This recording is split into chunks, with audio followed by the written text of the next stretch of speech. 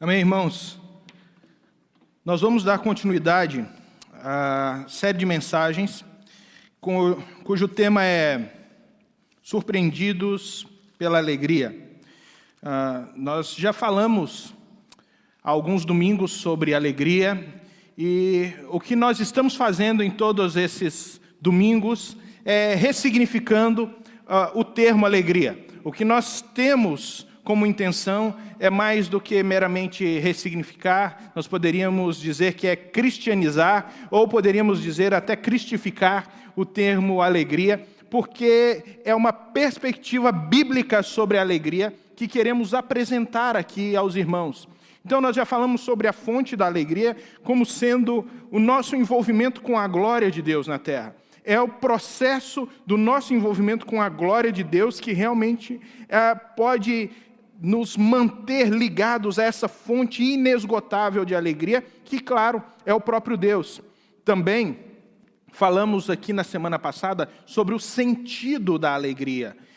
Que a alegria, quando é experimentada pelo coração humano, ela vai nos colocar a caminho, ela vai nos demonstrar e nos mostrar um alvo. O alvo é sempre o próximo, o alvo é sempre o outro. Ou seja, a nossa verdadeira alegria se concretiza quando nós experimentamos alegria na alegria do outro. Quando nós experimentamos a nossa realização, a nossa satisfação na satisfação e na alegria do próximo. E assim, nós vamos construindo uma alegria bíblica, que não é uma alegria individualista, egocêntrica, egoísta, mas é uma alegria que ela é experimentada por cada um ao mesmo tempo que ela é comunitária. Ela é individual, mas é comunitária, porque ela se expande, ela contagia, ela faz crescer, ela se desenvolve. E quando nós encontramos alguém nesse processo que está entristecido, que está chateado, que está cabisbaixo, que está passando por alguma necessidade, então o que nós fazemos? Nós fazemos como Camões, né? Nós experimentamos aquele tipo de amor que é aquele contentamento descontente. Nós simplesmente ficamos descontentes porque o outro não está experimentando a alegria que deveria estar experimentando. Então nós nos permitimos estarmos, mesmo que por um pequeno período, descontentes com aquela situação e nos colocamos no sentido dessa pessoa, a caminho dessa pessoa para provê-la de alegria, para supri-la de alegria, para compartilhar com ela a nossa alegria, para mudar aquela atmosfera da pessoa e então convidá-la à participação da alegria que nós temos em Cristo. Hoje nós temos uma outra proposta. Nós queremos trabalhar a alegria, mas com uma perspectiva um pouco diferente, porque nós sabemos que todos nós, em algum momento, estamos passando ou vamos passar por situações de crise, situações difíceis. E não é sem motivos que nós estamos vivendo um dos tempos onde existe a maior propagação dessas que nós conhecemos como doenças psicossomáticas. São doenças da alma, porque elas vêm da psique, né? A psique é a alma. A palavra psique no grego é alma, né? Traduzida para o português é alma. São doenças da alma, doenças dos nossos sentimentos, das nossas emoções, né? Nós temos vivido uma propagação, um crescimento sem igual de tudo isso que nós chamamos de doenças psicossomáticas, e cada uma com as suas peculiaridades, particularidades, mas que tem assolado a sociedade moderna. E o porquê isso? Por que isso? Porque isso é um contraposto desse convite de Deus para uma vida de alegria, E nós sabemos que vários são os motivos que podem roubar a nossa alegria e nos arrastar, meio que a reboque, para um sentimento de tristeza, de medo.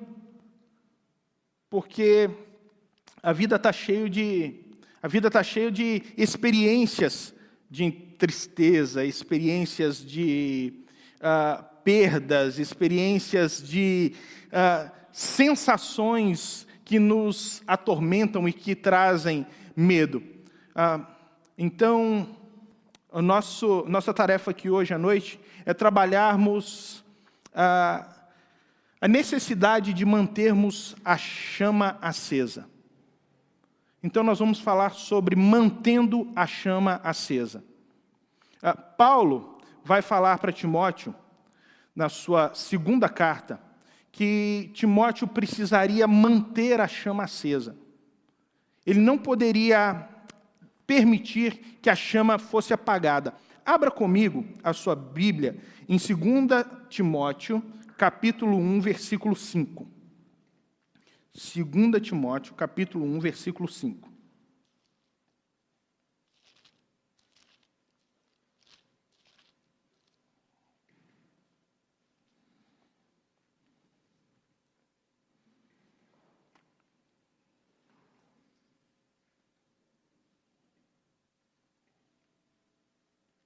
Diz aí: recordo-me da sua fé não fingida, que primeiro habitou em sua avó Lóide e em sua mãe Eunice. Eu estou convencido de que também habita em você. Por essa razão, torno a lembrar-lhe que mantenha viva a chama do dom de Deus que está em você, mediante a imposição de mãos. Que mantenha a chama acesa do dom de Deus que está em você. Qual é o nosso problema?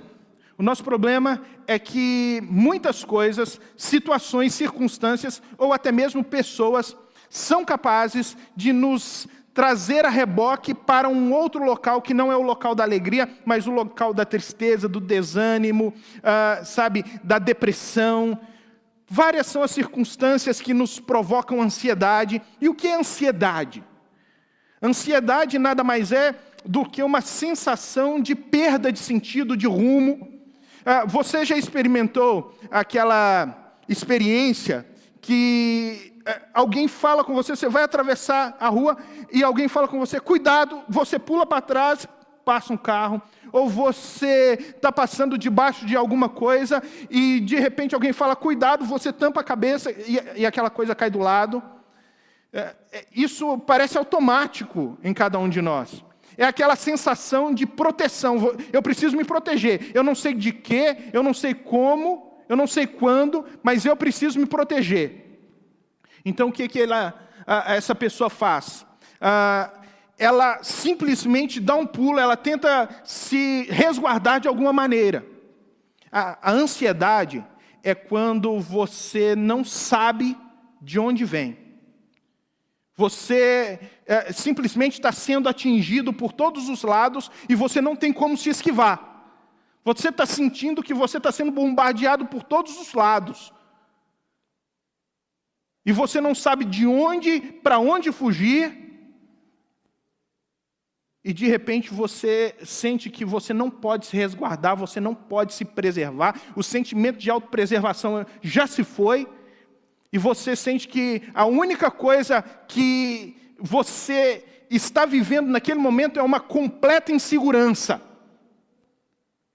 Esse é o sentimento de ansiedade. A pessoa que ela está completamente insegura e ela não sabe de onde ela está recebendo tanto bombardeio, tantas dificuldades, tantas situações complicadas, e ela está sofrendo por todos os lados e de todos os lados. São situações como essas que tendem a tentar roubar a chama, apagar a chama. Nós não podemos deixar apagar a chama da alegria. Nós precisamos continuar mantendo os olhos fixos naquele que é a fonte da nossa alegria. Senão, nós vamos ter a nossa chama apagada. E é claro, Paulo está falando para Timóteo, um discípulo dele, aquele que ele vai chamar de filho na fé, que está enfrentando uma situação complicada, num local complicado. Timóteo recebeu uma missão de Paulo, que era ir para uma cidade chamada Éfeso e assumir aquela igreja, a liderança daquela igreja, formar um corpo de presbíteros saudável naquela igreja, ensinar aquela igreja a respeito da sã doutrina, e de repente Timóteo está se percebendo sendo bombardeado por todos os lados. Eram algumas senhoras que tentavam envolver ele em falatórios, eram outras pessoas que não o respeitavam porque ele era um pastor jovem, eram pessoas naquela igreja que estavam tentando ensinar algumas doutrinas erradas, heréticas, que eram contrárias ao Evangelho de Jesus. Todas essas experiências negativas estavam atingindo Timóteo por todos os lados, e agora Timóteo está se sentindo perdido. A situação é tão complexa que Timóteo ele acaba desenvolvendo um problema de saúde, porque ele começa a somatizar. Provavelmente uma gastrite, algo do tipo, que Paulo precisa tratar isso na sua primeira carta. Ele vai dizer assim: Timóteo, olha, não toma só água não, porque só água... e temos que lembrar que a água daquela época não era uma água tratada como a nossa hoje, né? A água está fazendo mal para você, Timóteo. Toma um pouco de vinho, coloca um pouco de vinho aí na sua comida, na sua dieta, perdão, porque vai te fazer bem. Vai fazer bem para você, para a sua saúde. Porque as doenças emocionais, elas acabam somatizando e todo o corpo começa a doer. Não é só a alma que está doendo, o corpo também passa a adoecer. Mas aí Paulo fala com ele: Timóteo, você precisa manter a chama acesa. Não se perca, porque situações como essa, ela não tem o poder apenas de nos ferir, ela tem o poder, às vezes, de nos desconstruir. Tirar de nós, roubar de nós a esperança, roubar de nós a alegria, roubar de nós uma visão gloriosa de Deus e do Deus que cuida de todas as coisas, um Deus que está zelando e cuidando de nós em todos os momentos. E ele diz então: não perca esse dom que Deus deu a você. Não se perca, Timóteo. Não se perca, não perca a visão que Deus tem de você.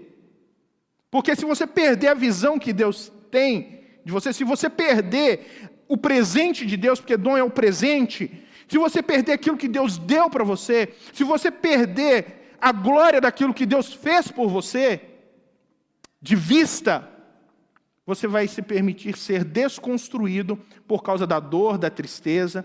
E quando ele diz que Timóteo deveria manter a chama acesa, Paulo tem em mente uma figura muito comum. Não era só comum naquela época, mas muito comum também nos nossos dias. Vocês se lembram muito bem daquela pessoa no ano das Olimpíadas que precisa correr com a tocha, né? Aquela pessoa que vai correndo com a tocha e vai passando pelos continentes, a tocha olímpica vai passando pelos continentes. O objetivo dessa pessoa não é vencer, não é chegar em primeiro lugar, não é ser o melhor. O objetivo dela é manter a chama acesa. Assim, Paulo está tendo essa visão quando ele está dizendo para Timóteo: Timóteo, você é alguém que está correndo.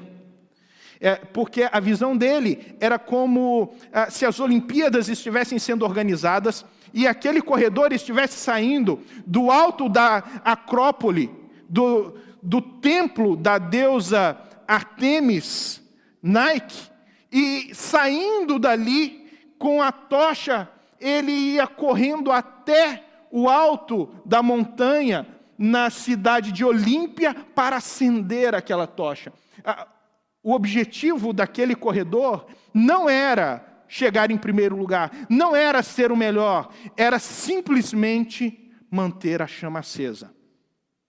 Qual é o nosso problema? Nós vivemos em uma sociedade que é basicamente formada e nós somos estimulados a sermos sempre os melhores. Ela é formada por esse conceito da alta performance. Nós olhamos para os jogadores hoje e temos jogadores de alta performance.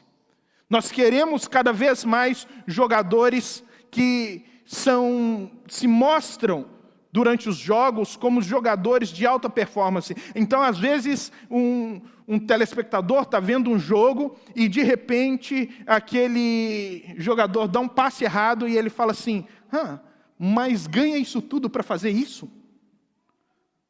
Ganha tanto, treina o tempo inteiro, a vida inteira para fazer uma jogada dessa? Que coisa horrível. Porque nós esperamos a perfeição. Nós esperamos que em todos os jogos, com a alta performance dos jogadores, eles vençam.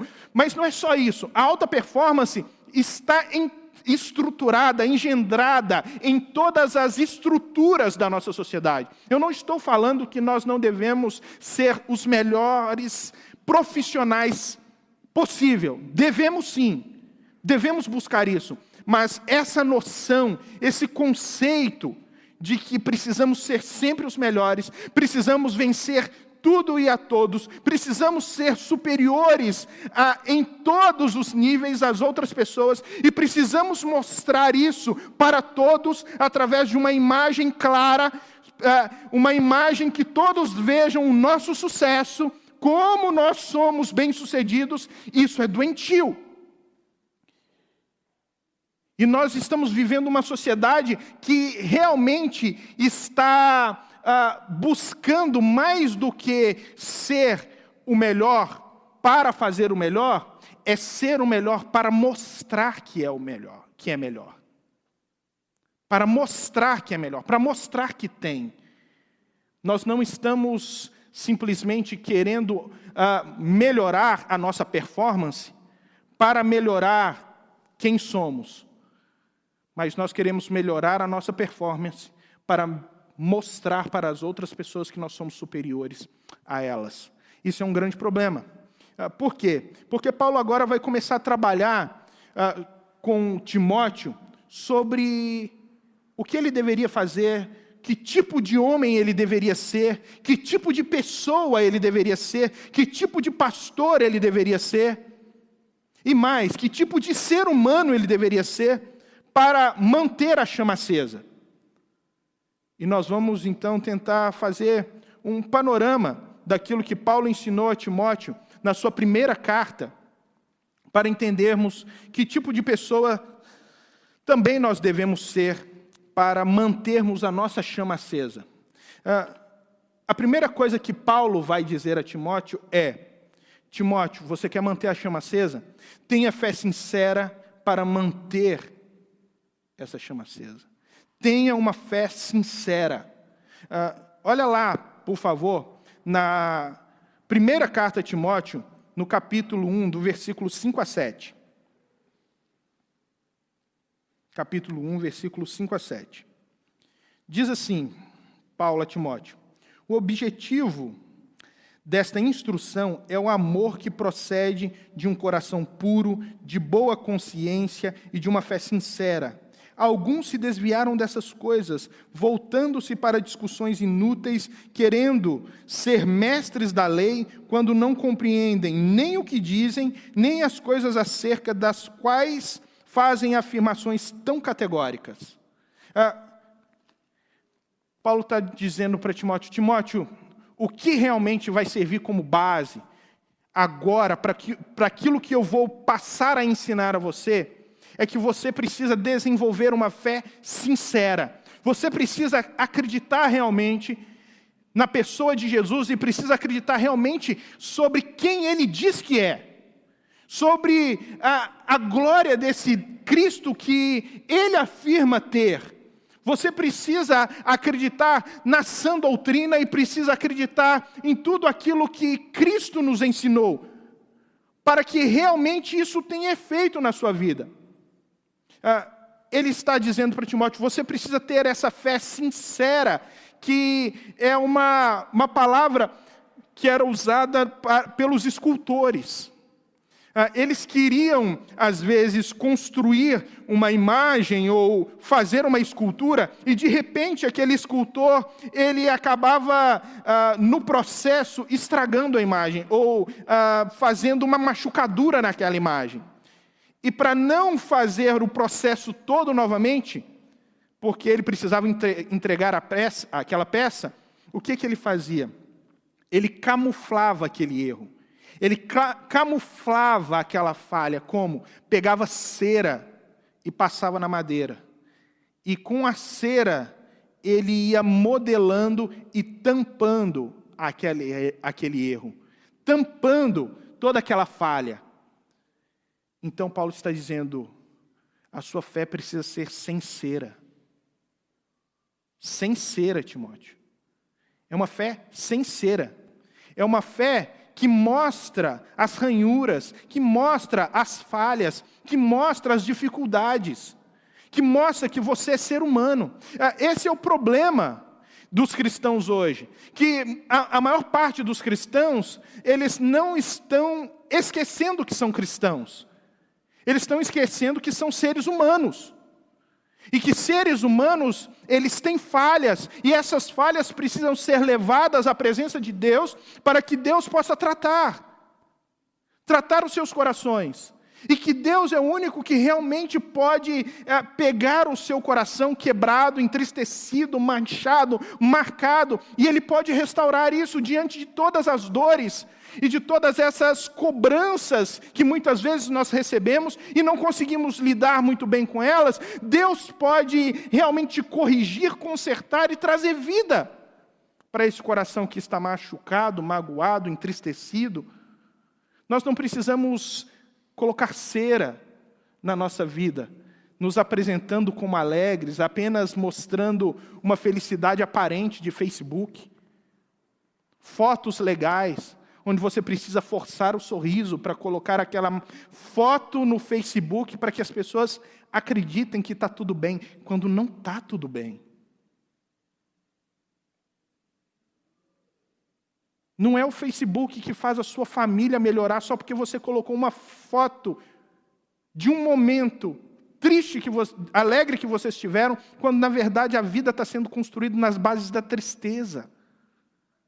Não é a aparência que muda, é a essência.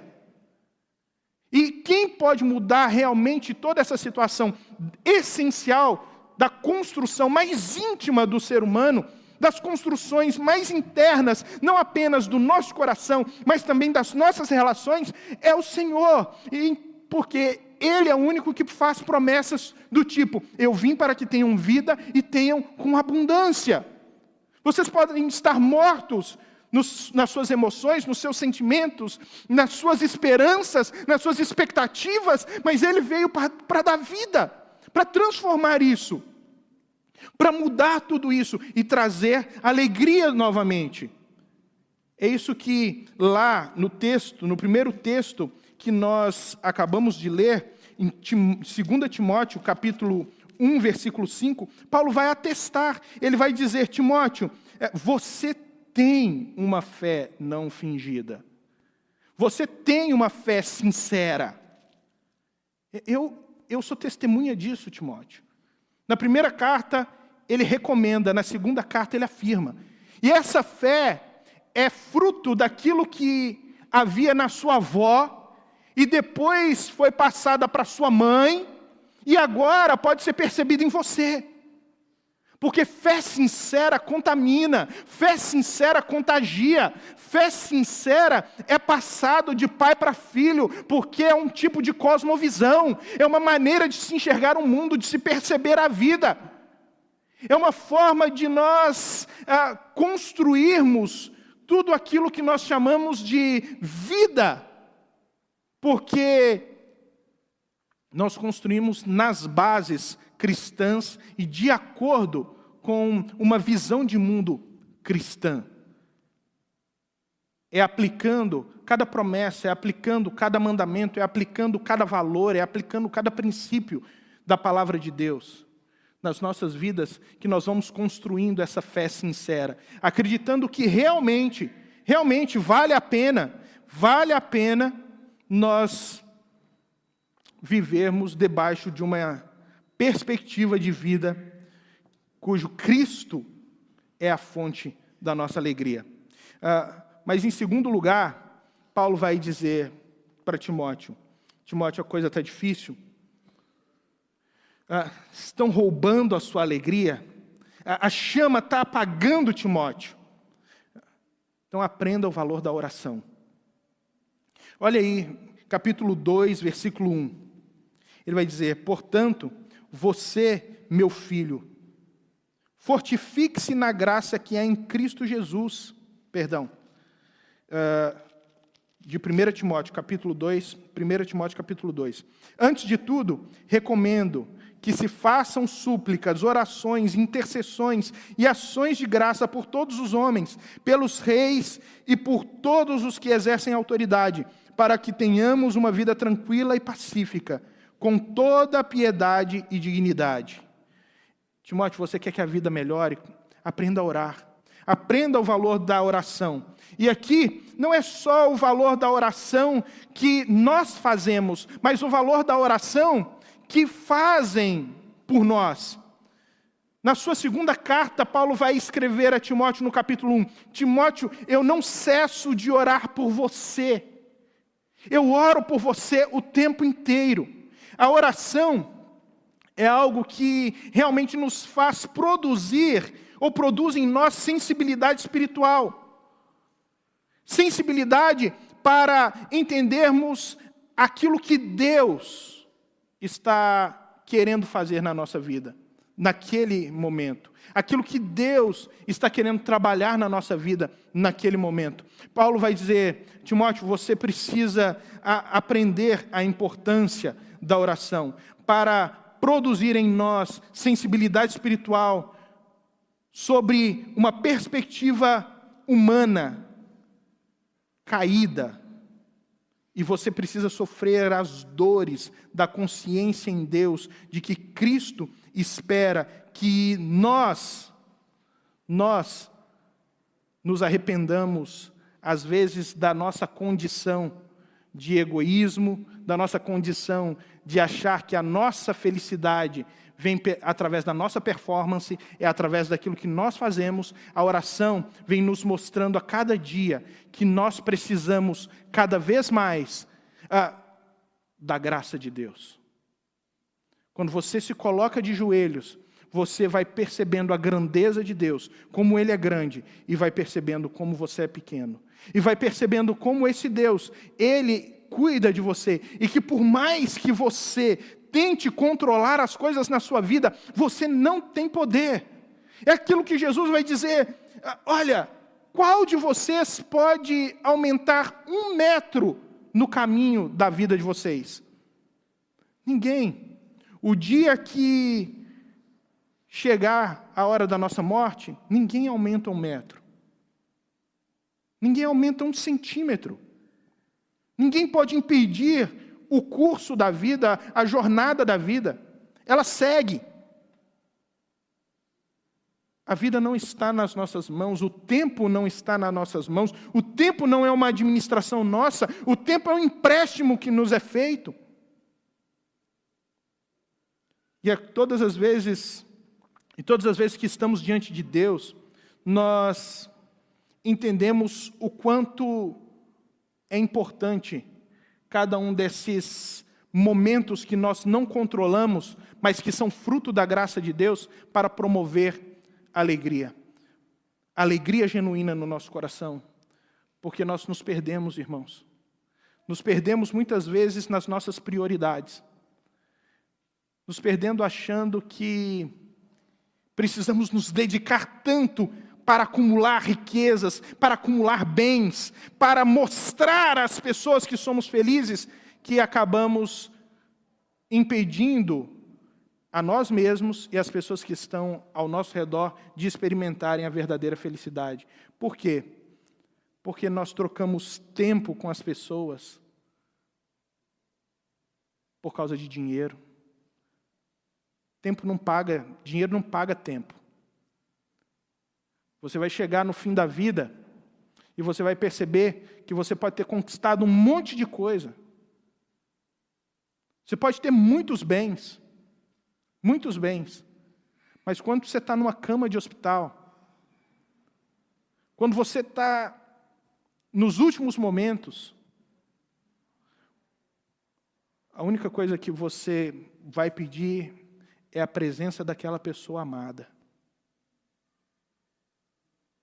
Vai ser aquele momento que você não vai pensar assim, doutor, o senhor não consegue me dar mais um dia de vida, doutor?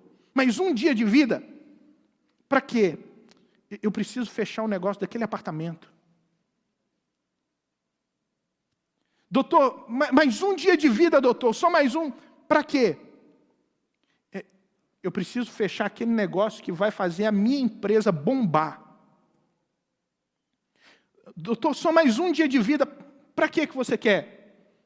Eu quero trocar de carro. Doutor, só mais um dia de vida, para quê? Doutor, eu queria só fazer uma viagem. Talvez, se eu pegar todos esses instrumentos, colocar no avião, eu consiga fazer uma viagem para ver mais uma bela paisagem. Nesse momento, não. Nesse momento, o que vai contar é assim, doutor, o senhor pode me dar mais um dia de vida? Para quê? Eu preciso pedir perdão. Eu queria ver aquele rosto só mais uma vez. Eu queria ouvir a voz daquela pessoa a última vez, doutor. Eu queria poder pegar na mão dela uma última vez. Dar um beijo nele a última vez. Porque nesse frenesi da performance, nós começamos a trocar os valores. E é quando nós estamos diante de Deus que nós vamos ver que os valores não são aquilo que conquistamos de bens, mas são as pessoas que nós agregamos durante a nossa jornada. Por isso ele vai dizer, olha, Timóteo, eu recomendo que todos façam súplicas, orações, intercessões, ações de graças por todos os homens. Por todos os homens. Porque quando nós oramos, Deus não trabalha nas situações, Deus trabalha em nós. Deus trabalha no nosso coração. E aí ele vem falando, olha, orem por aqueles que exercem autoridades, pelos reis, para que vocês tenham paz. E na nossa performance, o que nós queremos fazer? Nós queremos mudar pela nossa própria força, nós queremos mudar pela nossa própria grosseria, pelos nossos próprios potenciais. Então, quando eu vejo, por exemplo, as pessoas hoje se degladiando no Facebook por causa da política, por causa de uma visão partidária, eu fico pensando, uau, aonde está o poder da oração? Aonde está o poder da oração? Eu não estou falando de você fazer as suas críticas construtivas, e essas críticas podem. Eu estou falando na questão de permitir que todo esse mal e essa busca pela vitória, ela contamine o coração a ponto de você se permitir ficar malvado tanto quanto o mundo é malvado. São as pessoas que usam o Facebook, por exemplo, para achincalhar outras pessoas nas redes sociais, porque pensam diferente. Aí usam termos grosseiros, grotescos, xingam, maltratam, e aí depois viram e falam assim, não, eu falei, eu sou sincero. Você não é sincero, você é um grosso. Você não é sincero, você é um mal educado, sem educação. O que está faltando é oração. O que está faltando é permitir que a bondade de Deus, ela entre no coração e você entenda que não é você que muda as situações, mas é o próprio Deus que organiza todas as coisas que pode mudar. O que falta, irmãos, é gente que se permita ser cheio da presença de Deus para mudar aquelas situações que estão do lado de fora e não permitir que as situações que estão do lado de fora mudem o seu coração a ponto de deixar o seu coração malvado, maldoso. Porque se você não orar, se você se permitir ser modelado pelo mundo ao seu redor, o que vai sobrar no fim de tudo isso é a maldade que te contamina e que contamina o seu coração, e você vai usar as suas atitudes para pagar o mal com o mal, e não ouvir aquilo que Deus ensina, através de Paulo, que nós devemos pagar o mal com o bem. Mas também, tudo isso nos mostra que para alcançarmos a nossa alegria, nós precisamos trocar, ou não podemos trocar, a essência pela estética. Veja aí o capítulo 2, o versículo 11. Capítulo 2 de 1 Timóteo, versículo 11. Diz assim, versículo 9. Da mesma forma, quero que as mulheres se vistam modestamente, com decência e discrição, não se adornando com tranças e com ouro, nem com pérolas ou com roupas caras, mas com boas obras, como convém a mulheres que declaram adorar a Deus. Como eu disse, nós vivemos em uma sociedade da alta performance. Nós nunca tivemos um momento na humanidade com tamanha exposição como nós temos hoje. Tudo está exposto, tudo está sendo visto, tudo está sendo mostrado. E nessa exposição nós nunca tivemos também um momento na humanidade com tamanho grau de comparação. Você está o tempo inteiro se comparando com o outro. Vamos voltar aqui para as mídias. Você entra na sua rede e, à medida que você vai rolando a página, você descobre ali que tem uma pessoa que fez aquela viagem que você nunca fez. Você descobre que tem uma pessoa que comprou aquilo que você não conseguiu comprar. Você descobre que tem uma pessoa que conseguiu fazer aquilo que você não consegue ou não conseguiu fazer. Você descobre que tem uma pessoa que realiza aquilo que você não conseguiu realizar. E você descobre que tem pessoas que fazem melhor aquilo que você está fazendo. Qual é o problema de tudo isso? É que nós vamos consumindo toda essa exposição e, de repente, você começa a se encolher através desses comparativos e não percebe que é uma maldade você fazer isso com a sua cabeça. É uma maldade você fazer isso com a sua consciência. E através dessa exposição, através desses comparativos, nós podemos perceber que nunca tivemos uma juventude também tão adoecida nas suas emoções. Porque elas estão o tempo inteiro expostas a altos níveis de padrão que é imposto pela sociedade. É um nível inalcançável.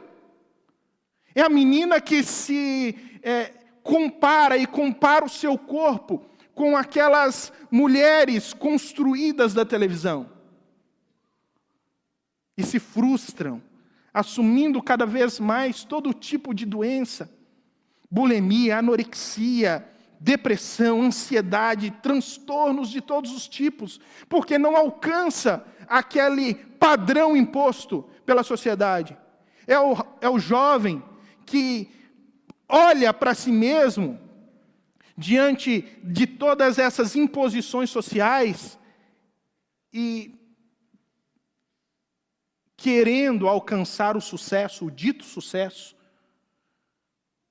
que lhe é imposto, às vezes percebe as dificuldades e o árduo caminho para se alcançar uma exposição tamanha como outros jovens têm conquistado, e acaba sofrendo, e sofrendo muito, porque percebem que não vão conquistar aquilo que os outros acabaram conquistando durante a sua trajetória. A estética é essa necessidade de mostrar para os outros como você é feliz. E a essência é você ser feliz sem ter a obrigatoriedade de ser aprovado pela sociedade, por alcançar a alegria com coisas que não fazem parte da agenda de uma sociedade esquizofrênica. Uma sociedade adoecida. Uma sociedade que coloca para você padrões inalcançáveis e depois cobra de você altos resultados que você nunca vai conseguir atingir, e logo você vai acabar afundando em tristeza e permitindo que a chama se apague. Então, não se alegre com o destaque social. Não se alegre com aquilo que veste você. Não se alegre com aquilo que é externo. Faça como Paulo sugeriu a essas mulheres. Ele disse, olha, que a alegria de vocês, ele não está falando que a mulher não deve se embelezar aqui, tá? A única coisa que ele está falando é que isso não seja a alegria de vocês. Que isso não seja o que constrói a alegria de vocês. Que o que constrói a alegria de vocês seja boas obras.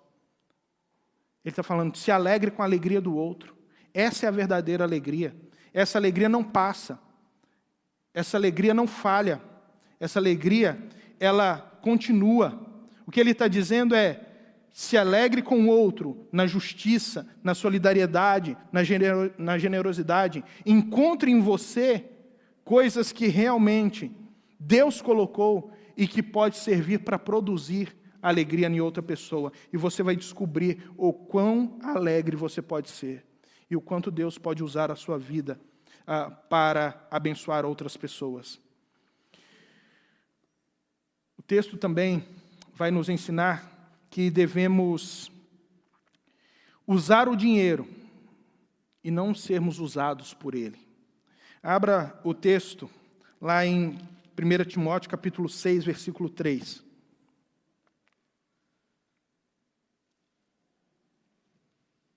1 Timóteo capítulo 6, versículo 3. Diz assim, se alguém ensina falsas doutrinas e não concorda com a sã doutrina do Senhor Jesus Cristo, e com o ensino que é segundo a piedade, é orgulhoso e nada entende. Esse tal mostra um interesse doentio por controvérsias e contendas acerca de palavras, que resultam em inveja, brigas, difamações, suspeitas malignas e atritos constantes entre aqueles que têm a mente corrompida e que são privados da verdade, os quais pensam que a piedade é fonte de lucro. O que Paulo está dizendo aqui é o seguinte, tem muita gente que entra na igreja, ou estava naquela época entrando dentro da igreja, e que viu na religião uma forma de ganhar dinheiro. Viu na religião uma oportunidade de enriquecer. Não é tão diferente quanto os nossos dias. Hoje a religião é uma boa empresa. As pessoas conseguem fazer dinheiro com a generosidade do outro. Conseguem fazer dinheiro com a inocência, com a bondade do outro. Mas Paulo vai dizer, tem gente que pensa nisso e que acha que a piedade, ou seja, a vida com Deus, é fonte de lucro. Mas aí ele vem consertando no próximo versículo, ele diz, de fato, a piedade com contentamento é grande fonte de lucro. Ele vai falar, a vida com Deus, mas de alegria, é grande fonte de lucro. Não é a vida com Deus como sendo instrumento para a lucratividade, mas é quando você encontra alegria em Deus. Aí você tem o lucro. O lucro não é o dinheiro, o lucro não é quando você vem à igreja, simplesmente para achar que manipulando aqui os poderes cósmicos, através da adoração, através da participação do culto, Deus vai abençoar você, dando dinheiro para você. Se você acredita nisso, você está errado. O que Paulo está dizendo é que quando você entende a alegria que existe em Cristo, você já lucrou. Porque o lucro verdadeiro da fé é a alegria que nós podemos encontrar em Deus. É esse contentamento que nós podemos encontrar em Deus. Então ele diz, isso sim é grande fonte de lucro, pois nada trouxemos para este mundo e dele nada podemos levar. Aí Paulo começa a criar um problema para a gente. Porque Paulo aqui começa a dar, os jovens falam spoiler, né? Spoiler do filme. Não é assim? Tá certo? Spoiler. Ninguém gosta de spoiler aí. Outro dia eu comecei a falar de um filme aqui que eu tinha assistido, o pessoal fala, tá dando spoiler o pastor.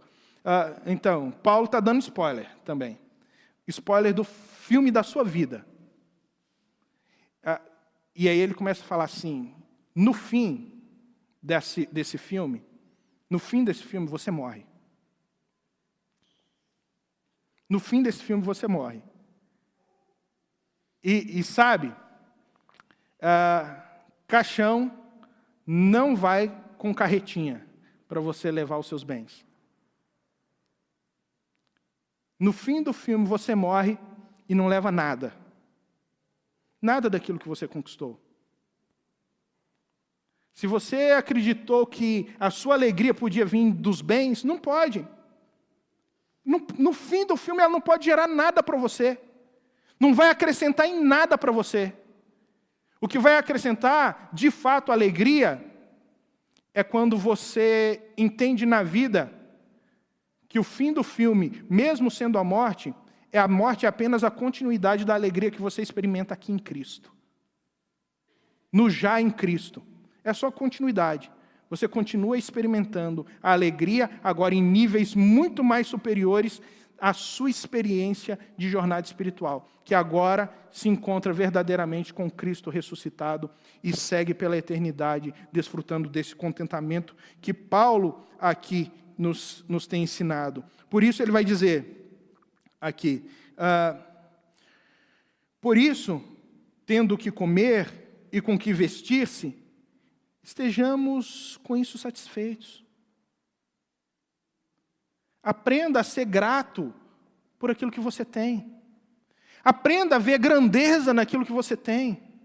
Aprenda a olhar para a simplicidade daquilo que Deus já te deu e encontrar alegria nisso. Porque outras coisas não vão poder preencher você. Não vão poder suprir a ansiedade do seu coração e o vazio existencial que existe dentro do seu peito.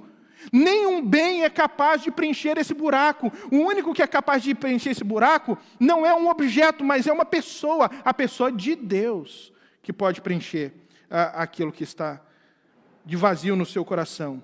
Ele fala assim, os que querem ficar ricos caem na tentação, em armadilhas e em muitos desejos descontrolados e nocivos que levam os homens a mergulharem na ruína e na destruição.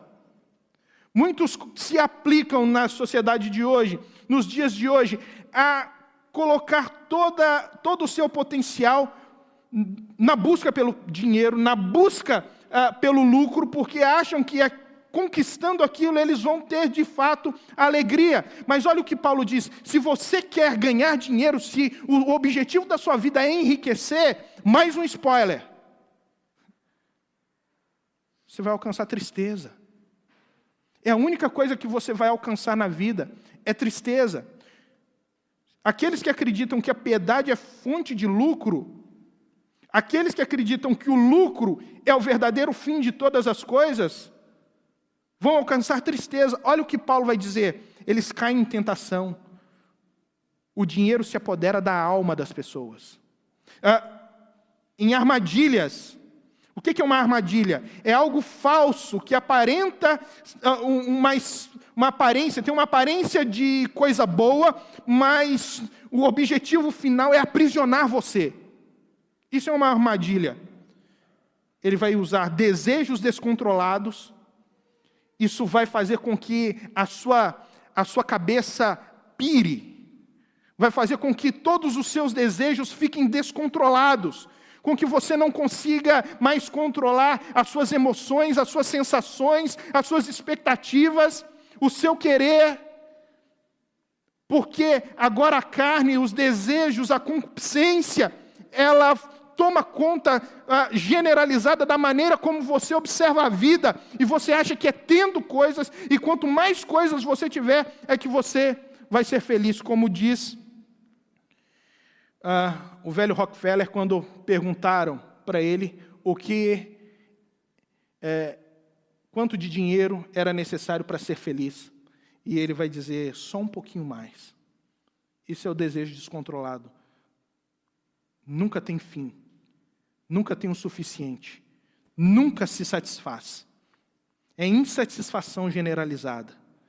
Mas também isso vai gerar desejos nocivos, ou seja, desejo que vai só produzir o mal. Vai produzir também ruína e destruição. A vida dessa pessoa é transformada em um imenso entulho. Vira uma vida de inutilidade. Por fim, Paulo vai falar, desvio da fé. Não é desvio da igreja. Essas pessoas, elas podem continuar na igreja. Elas podem continuar arroladas no hall de membros de uma igreja. Mas vão se desviar da fé. Porque acreditam que o Deus delas é o dinheiro. Enquanto quem os supre de fato, e que pode supri-la de fato, é Jesus Cristo. E por fim ele vai falar, atormentam com muitos sofrimentos. Se atormentam com muitos sofrimentos. Essas pessoas que buscam as riquezas, elas foram atormentadas por si mesmas, pelos seus próprios desejos, pela sua insatisfação, pelas destruições que causaram no seu próprio coração, na sua própria busca, elas causaram mal a si mesmas, porque não mantiveram foco naquele que pode realmente trazer a alegria e a felicidade. Só assim, somente assim, nós podemos, de fato, viver longe dessa crise social, quando nós mudarmos a maneira como nós enxergamos o mundo, e enxergamos as fontes da nossa alegria. Paulo está falando aqui de coisas práticas. É não permitir que o mundo construa em nós a maneira como nós enxergamos as nossas necessidades e quem nós somos, mas permitirmos que Deus seja esse que, de fato, mostre a cada um de nós qual é o nosso valor e quais são os valores que nós devemos buscar nessa vida. Que Deus nos abençoe.